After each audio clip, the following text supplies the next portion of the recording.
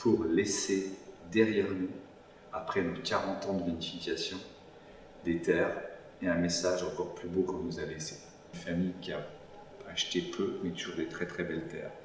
J'ai repris ce domaine en 97. J'ai un cursus, on en reparlera plus tard, mais qui a été plutôt nouveau monde dans un premier temps. Et avec j'ai été mandaté pour développer des agences dans le monde entier pour la tonnellerie. C'est une boîte qu'on a montée avec un collègue. Donc ça m'a permis de voir ce qui se passe ailleurs. Et là, je me suis dit que là, le terroir était là. Il est sous nos pieds.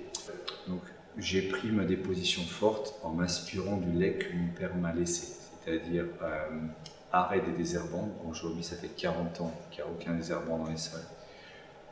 De la réflexion sur la haute densité. Le paysage pré-phylloxérique ici, je ne sais pas si vous saviez combien était la densité de plantation, jusqu'à 45 000. On a 10 000 pieds déjà en Bourgogne, ce qui est de densité. Nous, on a une grosse partie de notre domaine, la moitié qui est à 14 000 pieds. J'ai 2 parcelles à 20 000. Il y a un apex.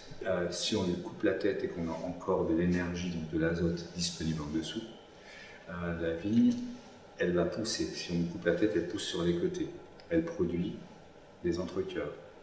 Ce sont des organes néoformés qui seront constamment adolescents, donc sensibles aux maladies. Moi, pour avoir de la photosynthèse naturelle, j'ai augmenté ma surface foliaire. Donc on va rogner bien plus haut. Mon premier renage était à 1,80 m, en Bourgogne on est bien plus bas.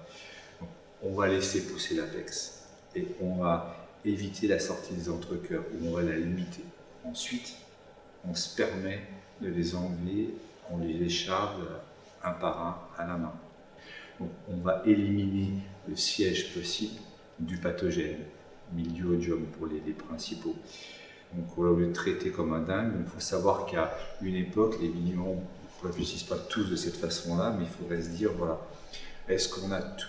Pourquoi on traite? Combien on a d'organes sensibles? Des fois, ça peut être qu'une feuille. Intéressant. Et puis, par contre, on traite partout. Donc, voilà. On va traiter avec des produits de manière très soft qui sont normés bio, mais on s'en fout, bio ou pas bio. Mais voilà. J'ai été bio pendant des années, j'ai arrêté le label l'an dernier. Et le cahier des charges aujourd'hui, il protège pas forcément des gens, je pense qu'ils sont sérieux et sa latitude est trop ample pour en faire un cahier des charges. Donc en agronomie, ça demande quoi? Ça demande une implication énorme. Et je vais commencer par la conclusion. Chez moi, c'est 800 heures de travail par hectare manuel. En moyenne, en Bourgogne, on va être sur un schéma de 350 heures. Je le sais parce que ça fait des années que je compte chaque travail par parcelle.